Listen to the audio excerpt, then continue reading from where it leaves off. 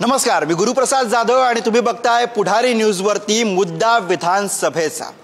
राणे विरुद्ध शिवसेना असा थेट संघर्ष ज्या मतदारसंघामध्ये आहे, ज्या मतदारसंघामध्ये महाराष्ट्राचे माजी मुख्यमंत्री नारायण राणे यांचा पराभव झाला, त्या मतदारसंघामध्ये कुडाळ मालवणमध्ये आपण आहोत। त्यामुळे इथला जो संघर्ष आहे तो आपल्याला अनुभवायचा आहे। या मतदारसंघाविषयी बोलायचं तर आता इथं विद्यमान आमदार आहेत वैभव नाईक, जे उद्धव ठाकरे यांच्या पक्षासोबत आहेत। 2 वेळचे ते आमदार आहेत, तिसऱ्यांदा आता त्या निवडणुकीला सामोरे जात आहेत। त्यामुळे अर्थातच त्यांच्यासमोर हॅट्रिकची संधी आहे। ही हॅट्रिक ते करणार का हे आपल्याला बघायचं आहे। आणि दुसरीकडे इथनं निलेश राणे यांनी भाजपकडे उमेदवारी मागितलेली आहे। त्यामुळे भाजपनं अद्यापही उमेदवारी जाहीर केलेली नसली, ही जागा शिंदेंच्या शिवसेनेला जाणार की भाजपला जाणार हेही स्पष्ट झालेलं नसलं तरी सुद्धा पुन्हा एकदा राणे विरुद्ध नाईक हा जो इथला पारंपरिक संघर्ष आहे तो पुन्हा एकदा इथल्या सगळ्या मतदारांना, सगळ्या महाराष्ट्राला बघायला मिळणार आहे। आणि त्यामुळे सुद्धा ही निवडणूक कुडाळ मालवणची इंटरेस्टिंग आहे। याच विषयी आपण बोलणार आहोत। सगळ्यात आधी आपल्याला आज चर्चा करण्यासाठी शिंदेंच्या शिवसेनेकडनं रुपेश पावसकर जे पक्षाचे जिल्हा संघटक आहेत ते आपल्यासोबत आहेत। मनसेकडनं धीरज परब पक्षाचे जिल्हाध्यक्ष आपल्यासोबत आहेत। राष्ट्रवादी काँग्रेसकडनं अजित पवार यांच्या राष्ट्रवादीकडनं काका कुडाळकर कार्याध्यक्ष पक्षाचे आपल्यासोबत आहेत। त्याचबरोबर भाजपकडनं रणजित देसाई जिल्हा सरचिटणीस आपल्यासोबत आहेत।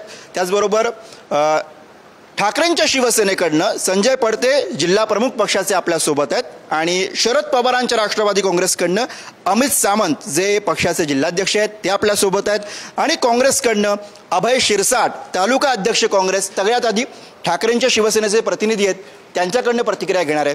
हे बघा, 2 वेळेला इकडच्या जनतेने नाईक साहेबांना आमदार केलेलं आहे। आता तिसऱ्यांदा ते निवडणुकीला सामोरे जात आहेत।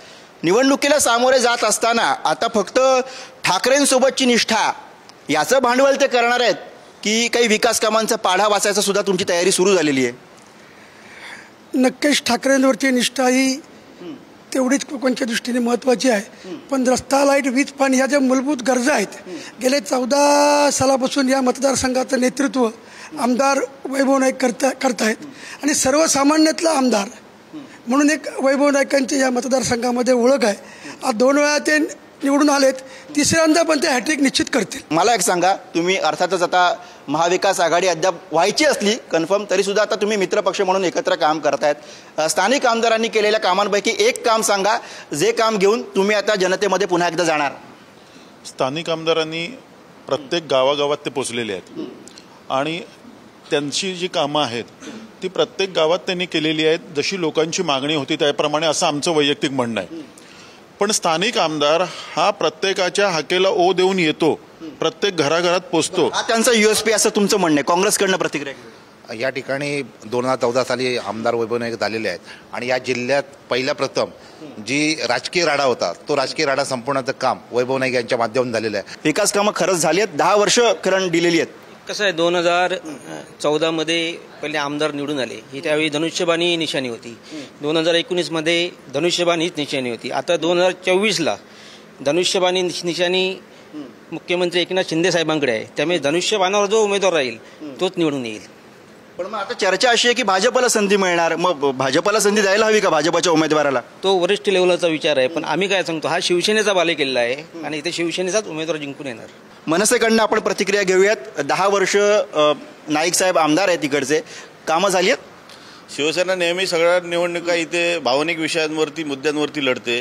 निष्ठेचा विषय हा त्यांचा घरगुती विषय आहे, त्याच्याबद्दल इथल्या स्थानिक लोकांचं काय देणं घेणं काय नाही। आम्हाला इथे विकास पाहिजे आहे, लोकांना रोजगार पाहिजे आहे, त्याच्याविषयी आम्हाला काय त्यांची केलेली कामं असतील तर सांगा। विकासाचा जो विषय आहे तो काय, लोक टॅक्स भरतात, विकासाचा ही प्रक्रिया आहे। कोणी आमदार झाले तरी ह्या रस्ते, पाणी ह्या गोष्टी तर होतच असतात। त्याच्यामुळे ह्या मुद्द्यांवरती निवडणूक लढवावी। सगळ्यात प्रत्येक निवडणूक ही फक्त ह्या भावनिक मुद्द्यांवरती हात घालून लढवली जाते। त्यांनी थांबून आगामी काळात काय करणार, काय ह्या विषयांवरती त्यांची निवडणूक लढवावी। बरोबर आहे। अजितदादांच्या राष्ट्रवादीकडनं आपण प्रतिक्रिया घेऊ। या ठिकाणी विद्यमान आमदार गेली 10 वर्ष या ठिकाणी आमदार म्हणून आहेत, त्यातली 7.5 वर्ष ते सत्ताधारी आमदार म्हणून काम केलंय।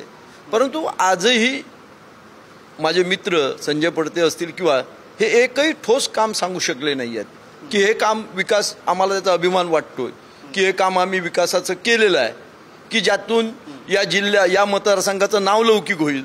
किंवा जी सुरुवातीपासून MIDCचा गाव असलेलं कुडाळ, त्या कुडाळ मतदारसंघाचं नाव आहे, त्या MIDCची सुधारणा सुद्धा गेल्या 7.5 वर्षात त्यांच्या काळात झाली नाही, 10 वर्षाच्या. बरोबर. आणि या सगळ्या मुद्द्यांवरती आपल्याला बोलावं लागणार आहे. पटकन एक भाजपकडनं प्रतिक्रिया घेतो. नुकतेच राणेसाहेब या भागाचे खासदार झाले आहेत, त्यांच्या माध्यमातून एक मोठ्या प्रमाणात निधी हा निलेश साहेबांच्या माध्यमातून या कुडाळ मालवण विधानसभा मतदारसंघात आलेला आहे. मगाशी आपण एक मुद्द्याला स्पर्श केला, तो म्हणजे या विद्यमान आमदारांचा राड्याचा एक विषय जो यांनी सांगितला. मला त्याचं एवढं छोटंसं फक्त सांगायचं आहे की राडे संस्कृती सुरू झाली आहे ना, ही आता या लोकसभा निवडणुकीच्या नंतर सुरू झालेली आहे. त्याच्या अगोदर कधी आमदारांनी राडा केल्याचा माझा ऐकवात नाही. आणि जेव्हा लोकसभा निवडणुकीत या मतदारसंघातला एकंदरीत त्यांनी अंदाज घेतला, त्यानंतर काहीतरी भूमिका बदलली पाहिजे, त्यांच्या पायाखालची वाळू थोडी कुठे सरकायला लागली आणि म्हणून ही राडा संस्कृती कुठेतरी सुरू झाली, असं माझं मत आहे. राडा संस्कृती 2014 नंतर बंद झालेली होती. आता फक्त जी होती ती उत्स्फूर्त प्रतिक्रिया होती. धनुष्यबाणावरती राणे निवडणुकीला उभे राहणार हे शिवसेनेला, सामान्य शिवसैनिकांना पटणार आहे का, असाही प्रश्न यामध्ये उपस्थित होतो. त्याच्यावर मी कशी काय प्रतिक्रिया देऊ? तुम्ही शिवसैनिक म्हणून प्रतिक्रिया द्या. आम्ही आमच्या शिवसेनेत घेतल्यानंतर त्यांचं काम करणार आणि त्यांना निवडून आणणार. हे बघा, असं आहे की राणे आणि शिवसेना यांच्यातला संघर्ष जुना आहे. तो बाळासाहेबांपासूनचा सगळा संघर्ष आहे. बाळासाहेबांनी त्याच्यावरती भूमिका मांडलेली आहे. अशा सर्वसामान्य शिवसैनिकाला काय वाटतं, त्या काळातल्या शिवसैनिकाला काय वाटतं, ही भावना तुमच्यापर्यंत पोहोचत नाही का? यावेळी कसं आहे, शिवसेनेचा स्ट्राईक रेट जास्त आहे मुख्यमंत्र्यांचा. त्यात त्यांनी मुख्यमंत्री लाडकी बहीण असेल किंवा OBCची शिक्षण, अशा अनेक योजना त्यांनी या ठिकाणी राबवल्या. त्याच्यामुळे या ठिकाणी निलेश राणे जर आमच्याकडे आले आणि राहिले उभे तर 100% निवडून येतील. तर नेमकं भाजप कोणाला तिकीट देणार की शिवसेना कोणाला तिकीट देणार हे अजून फिक्स झालं नाही. आमचा फिक्स उमेदवार आहे आणि फिक्स उमेदवार असल्यामुळे उद्याची हॅट्रिक सुद्धा तर फिक्स करणार आहे, फिक्स करणार. दुसरं एक आपल्याला सांगू इच्छितो, काका गुडाकरने आता सांगितलं की आमदार वैभव नाईक यांनी ह्या मतदारसंघात काहीच केलं नाही. आमदार म्हणून झाले पहिले 5 वर्षामध्ये आमदार, दुसऱ्या 5 वर्षात जे त्या आता आमदार या मतदारसंघात लढवत आहेत. जे मेडिकल कॉलेज होतं, हे मेडिकल कॉलेज जवळजवळ गेले 25 वर्ष मागणी होती, पण माननीय उद्धवजी ठाकरे मुख्यमंत्री असताना मंजूर झालं आणि ते मेडिकल कॉलेज सुरू झालं. दुसरं आपल्याला सांगू इच्छितो की हा जो विमानतळ आहे, सुरेश प्रभू त्यावेळी मंत्री होते, त्यावेळी 20-25 वर्षापूर्वी त्याचं भूमिपूजन झालेलं होतं. तो विमानतळ सुद्धा उद्धवजी ठाकरे मुख्यमंत्री असताना मार्गी लागलेला आहे. आणि असे अनेक विकास कामं, पण नाही असं काही विकास कामं ते सुद्धा बोलतो, विकास कामं जे 25-25, 30 वर्षात, मग भले तो आपला मांडकोली ब्रिज असो, आमच्या आंबेरी ब्रिज असो, केरोडा ब्रिज असो, ही सर्व मुख्यमंत्री उद्धव ठाकरे साहेब याच्या मुख्यमंत्री कारकिर्दीमध्ये मंजूर होऊन मार्गी लागलेली आहेत. त्याच्या 25 वर्षात काही झालेली कामं नव्हते, ही वैभव नाईकांच्या माध्यमातून मार्गी लागलेली आहेत. पण नाही, इथं लोक ताळंबा धरणाविषयी बोलतात. 42 वर्ष झालेली आहे, तो प्रकल्प रखडलेला आहे, त्याचं काय झालं, असंही प्रश्न आहेत. या सगळ्यामध्ये रोजगाराचा प्रश्न आहे, MIDCचा प्रश्न आहे, त्याच्याविषयी काय बोलणार? नाही, मुळात MIDCचा जन्म कधी झाला? त्याच्यापूर्वी उद्योगमंत्री नव्हते का? त्यांनी उद्योग किती आणले ते सांगा. आमच्यावर आरोप करण्यापेक्षा त्यांनी उद्योग तिथे किती आणले, त्यांनी इथे रोजगार किती लोकांना दिला, बरोबर ना? इथले तर याच्यावरती प्रतिक्रिया घेऊया. आता MIDCचा विषय आला तर MIDC इथली छोटी MIDC आहे, पण महाराष्ट्र राज्यात विचार केला तर उद्योगमंत्र्यांनी असे हजारो कोटीचे प्रकल्प आणलेत आणि त्याचे MOU पण साईन केलेले आहेत. त्यामुळे शंका घेण्यासारखं असं काही विषय नाही. उद्योगमंत्री उदयजी सामंत यांचं काम महाराष्ट्रात 1 नंबरचं आहे. निलेश राणे विरुद्ध वैभव नाईक अशी जर का लढत झाली तर काय चित्र असेल? निश्चितच या ठिकाणी वैभव नाईक भरघोस मताधिक्याने निवडून येतील. यापूर्वीही वैभव नाईक साहेबांनी नारायण राणे यांना हरवलेलं आहे. त्यानंतर निलेश राणे यांना सुद्धा पराभव पत्करावा लागला आहे आमदार वैभव नाईक यांच्या समोर. तर यावेळी निश्चितच आमदार वैभव नाईक पुन्हा तिसऱ्यांदा निवडून येणार. पुन्हा एकदा तिसऱ्यांदा वैभव नाईक निवडून येतील असं त्या म्हणतात. निश्चितच आमदार वैभव नाईक तिसऱ्यांदा हॅट्रिक करणार आहेत आणि भाजपला इथे खात्रीच नाही की आपला उमेदवार निवडून येईल, म्हणून भाजप या ठिकाणी उमेदवार आपला डिक्लेअर करत नाही. आणि त्यासाठीच कालची जी बातमी आली आहे ती निलेश राणे शिवसेनेच्या वाटेवर आहेत. त्याचं कारण हेच आहे, कारण आमदार इथे हॅट्रिक करणार आहे आणि त्यांच्यासमोर भाजपला खात्री झालेली आहे की आपण त्यांच्यासमोर टिकू शकत नाही. 2 वेळेला जेव्हा वैभव नाईक हे निवडून आले तेव्हा ते धनुष्यबाणावरती निवडून आलेले होते. ही गोष्ट आपल्याला विसरून चालणार नाही. आता जेव्हा ते जनतेमध्ये जाणार आहेत तेव्हा त्यांना ती मशाल घरोघरी पोहोचवावी लागणार आहे. मशालीला मतदान द्या असं सांगावं लागणार आहे. दुसरीकडे निलेश राणे तिथनं धनुष्यबाण मिळवण्याचा प्रयत्न करतात, अशी एक चर्चा सुरू झालेली आहे. ह्या सगळ्या आव्हानांकडे तुम्ही कसं बघता? ठीक आहे, नक्कीच शिवसैनिक मशाल लोकसभेला घरोघरी पोहोचलेली आहे. आता सुद्धा ती त्या आणि जोमामध्ये आम्ही ती मशाल निश्चित पोचू. तसं जर हिशोब तर लोकसभेला सुद्धा 4 लाख मतं या विनायक राऊत या मतदारसंघातून संपूर्ण मतदार. नाही, मग प्रश्न असा पडतो, जर का तुमची मशाल घरोघरी पोहोचली तर मग राणे साहेबांना लीड कसं मिळालं? निश्चित ह्या मतदारसंघामध्ये जरी मशाल ज्या धनशक्ती आणि जनशक्ती आमच्याप्रमाणे धनशक्ती त्यांच्यावानी या मतदारसंघामध्ये मी काय सांगत नाही, संपूर्ण लोकसभा मध्ये जो पैशाचा पाऊस पडला त्यामुळे ह्या पैशाच्या पावसावरती आपण प्रतिक्रिया घेऊया भाजपकडनं. येतो तुमच्याकडे. निश्चितपणे आपण निवडून आलो तर जनशक्ती, समोरचा निवडून आला तर धनशक्ती. आपण आपल्या पक्षाला जास्ती जागा मिळाल्या तर ईव्हीएम मशीन चांगली आहे, आपल्या पक्षाला कमी जागा मिळाल्या तर ईव्हीएम कडे बोट दाखवायचं, ही अनेक वर्ष चालत आलेली यांची प्रथा आहे. त्यामुळे यावेळी सन्माननीय राणेसाहेब हे या मतदारसंघातले उमेदवार होते. भारतीय जनता पक्षाच्या अधिकृत कमळ या निशाणीवर होते आणि त्यांना खूप चांगल्या मतं 1 लाखाचं लीड आपल्याला सिंधुदुर्ग जिल्ह्यातून मिळालेलं आहे. राणेसाहेब उद्योगमंत्री होते, केंद्रात होते, राज्यातही होते. त्यावेळी महाराष्ट्र कुडाच्या MIDC मध्ये किती उद्योग आणले. राडा संस्कृती म्हणतात. ज्यावेळी राणेसाहेब शिवसेनेमध्ये होते तर हीच माणसं काही बोलतात आता राणीची बाजू घेऊन, ती माणसं राणीच्या विरोधात होती. त्यावेळी राणीचे राडा होते म्हणून ते राणीची बाजू बाब मारत होते. आणि आता राडा संस्कृती म्हणतायत ना, ती राणीने पहिली सुरुवात राणीने केलेली आहे जिल्ह्यामध्ये. मालवणचा तुम्ही व्हिडिओ तुमच्या TV माध्यमातून आहे. पैसे वाटतं म्हणतात, कालच्या निवडणुकीमध्ये पैसे वाटून तुमचा विजय झालेला आहे हे तुम्ही सिद्ध करताय आणि तुम्ही तुमचा व्हिडिओ ह्या ठिकाणी सोशल मीडियावर आहे. धनशक्तीचा जर विजय झाला असेल तर त्यांना नेमकं काय म्हणायचं की सिंधुदुर्गची जनता किंवा रत्नागिरी सिंधुदुर्गची जनता बिकाऊ आहे असं त्यांना म्हणायचं आहे का, की मतदार राजा बिकाऊ आहे असं त्यांना म्हणायचं आहे का? जनता सुज्ञच आहे, परंतु ह्यांचा जो व्हिडिओ व्हायरल झालाय त्याच्याबद्दल हे काय म्हणतील? त्याच्यामध्ये राणे साहेबांचं नाव घेतलं गेलं. म्हणतात तुम्ही काढला व्हिडिओ? नाही, आम्ही कुठला कोणी व्हिडिओ काढू दे, पण तो त्यांच्या कार्यकर्त्याचा आहे आणि त्याच्यात राणे साहेबांचं नाव घेतलं गेलं. याच्याबद्दल काय म्हणाल? निवडणूक आयोगच सध्या विकत घेतलेला आहे का? निवडणूक आयोग आज जो देशामध्ये वागतो तो अतिशय दबावाखाली वागत आहे मोदी साहेबांच्या. निवडणूक जर आयोगावरच जर यांचं प्रश्नचिन्ह असेल ना, ते निवडणुका लढवत आहेत कशाला? यांनी बहिष्कार टाकावा निवडणुकांवर. निवडणूक आयोग ही सरकारची बटीक झालेली आहे, कोणी सांगेल.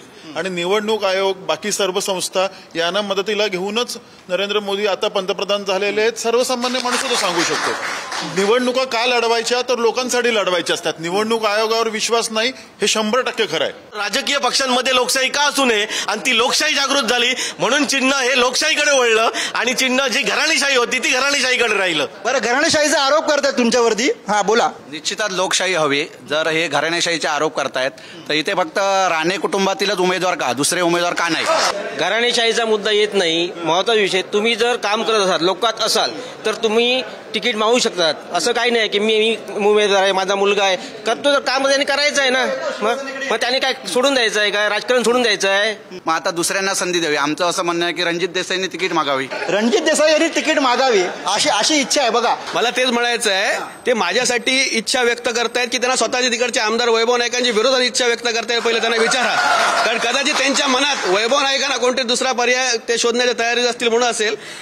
या अगोदर त्यांच्या कार्यकर्त्यांना हे बघा तुमच्या विरोधकांच्या कार्यकर्त्यांना जर का वाटतंय की तुम्ही त्यांच्या विरोधामध्ये एकदम सक्षम उमेदवार आहात तर तुमच्यासाठी चांगली गोष्ट आहे. निश्चितपणे मागायला हवी उमेदवार. 2019 मध्ये रणजित देसाई काय लढले होते, त्यांनी बघितलेलं आहे. म्हणूनच आम्ही विचार, आमच्याकडे 10 ते 12 दिवस होते. आमच्याकडे कुठच्याही प्रकारचं चिन्ह नव्हतं. भाजप पुरस्कृत अपक्ष उमेदवार म्हणून आम्ही त्यांच्या विद्यमान आमदाराचा त्यावेळीच्या जो काय फेस काढलेला आहे तो सगळ्यांनी बघितलेला आहे. कदाचित बरोबर आहे. रणजित देसाई बघा, त्याच्याही पुढचं आपल्याला सांगतो साहेब की 2024ची जी लोकसभा निवडणूक झाली त्या निवडणुकीदरम्यान निलेशजी राणे यांनी जे काम केलं या मतदारसंघात, निलेशजी राणे यांनी या मतदारसंघात जे काम केलं ते बघून त्यांच्या आता लक्षात आलेलं आहे की यावेळी वैभव नाईक हे किमान 50,000च्या मताधिक्यांनी पडणार, मतदार कमी पडणार हे त्यांच्या लक्षात आलेलं आहे. म्हणून ते काही ना काहीतरी मागणी करतात. खरं तर आम्ही रणजित देसाई साहेबांचं अभिनंदन करतो या दृष्टीने, कारण त्यांनी मनाचा मोठेपणा दाखवलाय. पण दुसरी बाजू ही पण आहे की त्यांनी असं सांगितलंय की आमदार वैभव नाईकांचा त्यांनी फेस काढला. मग एवढा सक्षम कार्यकर्ता असताना आता इथलं काही जण म्हणाले की कणकवलीवरनं आयात पार्सल वैभव नाईकांचं का? मग कणकवलीवरनं इतर लोक आणण्यापेक्षा रणजित देसाईंचा ऑप्शन. स्थानिकांचा मुद्दा आहे. अर्थात ते म्हणतात की कणकवलीवरनं पार्सल कशाला आणताय, स्थानिक जे आहेत देसाई आहेत त्यांना उमेदवारी द्या. मी असं त्यांना प्रतिप्रश्न विचारतोय की वैभव नाईक बाजूला राहून हे संजय पडतेंना उमेदवारी देणार आहेत का स्थानिक म्हणून? तुमच्याही उमेदवारीची मागणी होते, ते म्हणतात की तुम्हालाही उमेदवारी द्यायला काय हरकत आहे स्थानिक म्हणून? नाही, सिटिंग उमेदवार अधिकृत असल्यामुळे निष्ठेने वैभव नाईक राहिल्यामुळे उद्धव साहेबांनी पक्षाकडून निर्णय झालेला आहे. निश्चित आम्ही ज्यावेळी पुढच्या वेळी आम्ही निश्चित विचार करतील मतदारसंघामध्ये. बरोबर आहे, ते म्हणतात. त्यावेळी आता सिटी घातल्यामुळे त्यांचाच क्लेम आहे. काय म्हणता नाईकांना कणकवलीमध्ये पार्सल म्हणून पाठवा आणि स्थानिक म्हणून तुम्ही तिकीट घ्या ना, बघूया आपण स्थानिकामध्ये. ते म्हणतात त्यांना तिकडे कणकवलीला पाठवा आणि तुम्हाला संधी द्या. पण त्यावेळी त्यांचं क्लेम इथेच 2 वेळा ते निवडून आलेले आहेत, इथं त्यांनी काम केलेलं आहे, त्यामुळे त्यांचा अधिकार आहे. राजकारण ही अशी अजब गोष्ट आहे, संधी हवी असताना पण ती मागता येत नाही, अशी काहीशी अडचण या सगळ्यांची असते. घेऊया प्रतिक्रिया. हे सगळं अवघड जागेचं दुखणं आहे. रणजित देसाई हे चांगले इथे काम करतात, ते आमचे चांगले मित्र आहेत आणि रणजित देसाई मागच्या वेळी उमेदवार होते. माझं असं म्हणायचं की रणजित देसाईंना जर आता उमेदवारी विरोधी पक्षाने दिली तर घराणेशाहीचा मुद्दा हा संपून जाईल आणि जे दूध का दूध पाणी का पाणी होऊन जाईल, काय ते समजेल जनतेला. बघा म्हणजे मला असं वाटू लागले जर का भाजपनं रणजित देसाई यांना उमेदवारी दिली तर विरोधक पण त्यांचंच काम करतील की काय. इतकी आग्रही मागणी. पार्सलच आहेत, कणकवलीचे पार्सल आहेत काय, त्याच्यामुळे निष्क्रिय खासदार असल्यामुळे त्यांना 2 वेळा लोकांनी पाडलं काय, आणि ह्या सुद्धा पाडणार आणि ह्या वैभव नाही हे विजय होणार, तर हे तुम्हाला आज समजा सांगतो. बरं येतो वैभव नाईक कणकवलीच्या भाषा त्यांच्या माहितीसाठी सांगतोय, अजून त्यांना माहीत नाही आहे. मालवण हा जो तालुका आहे त्यामध्ये त्यांचं स्वतःचं गाव आहे, ते म्हणजे नारायण राणेंचं स्वतःचं गाव जे आहे ते मालवणमध्ये गाव आहे, कंदगाव वरवड्यामध्ये गाव आहे, म्हणजे हे स्थानिक आहेत, उमेदवार आहेत. दुसरी गोष्ट, कणकवलीमध्ये वैभव नाईक नाही आहेत. वैभव नाईक हे वेंगुर्ला शिरोड्याचे आहेत, त्यामुळे राहतात ते पण वैभव नाईकच इकडचे मूळ नाही आहेत असं ते म्हणतात.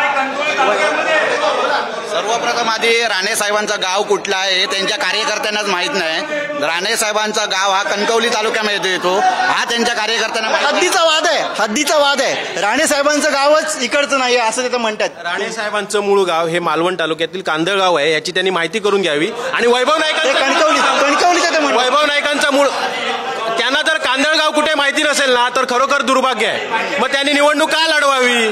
त्या दुसरं सांगतो, वैभव नाईक हे मूळचे सावंतवाडी तालुक्यातील आरोंदा गावचे आहेत, त्यांना सावंतवाडी पाठवून द्या. आणि राणे साहेब हे कांदळगाव मधले आहेत, त्यामुळे निलेश राणेंची उमेदवारी इथली त्यांची घराणेशाहीचा काय विषय येतो. या ठिकाणी तो माणूस काम करणार आहे. ज्यावेळी मुळात एक गोष्ट लक्ष देईल की आता जेवढे समोरचे दिग्गज नेते बसलेले आहेत त्यापैकी आदरणीय रणजित देसाई साहेब यांनी आमदारकीची उमेदवारी इथं लढवलेली आहे, त्यामुळे बोलले सक्षम उमेदवार बोलले ना, आपण त्यांना उमेदवारी नाही देणार. आपण ते पर्याय असतो साहेब, जिथे पर्याय असतो तिथं पर्याय शोधला जातो. आमच्याकडे वैभव नाईक हा एकच ठाम पर्याय आहे, त्याच्यामुळे आमदारकी लढवलेले एक व्यक्तिमत्व म्हणजे एवढं मोठं नेतृत्व ज्यांनी अक्षरशः सिंधुदुर्गात काय ताकद आहे हे दाखवून दिलं. जिल्हा प्रमुख म्हणून पूर्ण जिल्ह्याचं काम बघितलं, पण फक्त कुडाळचं काम त्यांना दिलं गेलं नाही. संजय पडते साहेबांना कुडाळ फक्त वैभव नाईकांनी आपल्याकडे ठेवलं का. स्थानिक उमेदवार ते आपल्या विरोधात ठरू शकतात, मग ते सक्षम उमेदवार पर्याय नाही आहेत का त्यांच्याकडे. जिल्हा प्रमुख म्हणून कुडाळचे मालवणचे अधिकार माझ्याकडे आहे, स्वतंत्र अधिकार दिले जिल्हा प्रमुख, ते सांगता येणे चुकीचं आहे. हा सगळा इकडचा मुद्दा आहे. संघर्षाचं कोकणामधलं राजकारण आहे, कुडाळ मालवण मतदारसंघामधलं. या संघर्षाचा निकाल काय येणार आहे मला माहीत नाही, पण या सगळ्या संघर्षांच्या अंती मतदाराला कुडाळ मालवण मधल्या जनतेला काय मिळणार आहे हे सुद्धा तितकंच महत्वाचं आहे. कारण निष्ठेची लढाई, संघर्षाची लढाई, विचारांची लढाई याच्या पलीकडे जाऊन मतदारांच्या हक्काची लढाई आपल्याला लढावी लागणार आहे. आणि त्या लढाईचा निकाल नेमका काय येतो हा या विधानसभेमध्ये आपल्याला बघायचा आहे. कुडाळ मालवण मधल्या या आजच्या भागामध्ये मुद्दा विधानसभेचा घेऊन आम्ही इथेच थांबतोय. पाहत राहा पुढारी न्यूजवरती मुद्दा विधानसभा.